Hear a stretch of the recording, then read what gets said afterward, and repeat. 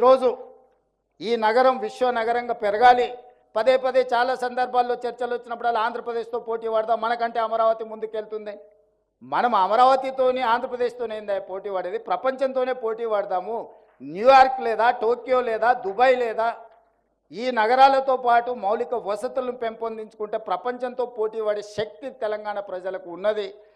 తెలంగాణకు ఆంధ్రప్రదేశ్కు పోటీ అని నేను ఒక మాట చెప్పదలుచుకున్న. తెలంగాణ ఆంధ్రప్రదేశ్ కలిసి ప్రపంచ దేశాలతోనే పోటీ పడే విధంగా అభివృద్ధి చెందాలి. ఈరోజు మనకు మనం పోటీ కాదు, మనం ప్రపంచంతో పోటీ పడే స్థాయికి మనం ఎదిగినము. మన ఆలోచన విధానంలోనే మనం మార్పులు తీసుకొని రావాల్సిన అవసరం ఉన్నది. దానికి అవసరమైన ప్రణాళికలు రచించుకోవాల్సిన అవసరం ఉన్నది. విడిపోయి పోటీ పడే కంటే కలిసి ఉండి అభివృద్ధి పదం వైపు నడుస్తే ఖచ్చితంగా ప్రపంచానికే ఆదర్శంగా ఈ రెండు రాష్ట్రాలు. ఈరోజు ఈ నగరం విశ్వ నగరంగా పెరగాలి. పదే పదే చాలా సందర్భాల్లో చర్చలు వచ్చినప్పుడల్లా ఆంధ్రప్రదేశ్తో పోటీ పడదాం, మనకంటే అమరావతి ముందుకెళ్తుంది. మనం అమరావతితోని ఆంధ్రప్రదేశ్తోనే ఏందా పోటీ పడేది? ప్రపంచంతోనే పోటీ పడదాము. న్యూయార్క్ లేదా, టోక్యో లేదా, దుబాయ్ లేదా, ఈ నగరాలతో పాటు మౌలిక వసతులను పెంపొందించుకుంటే ప్రపంచంతో పోటీ పడే శక్తి తెలంగాణ ప్రజలకు ఉన్నది.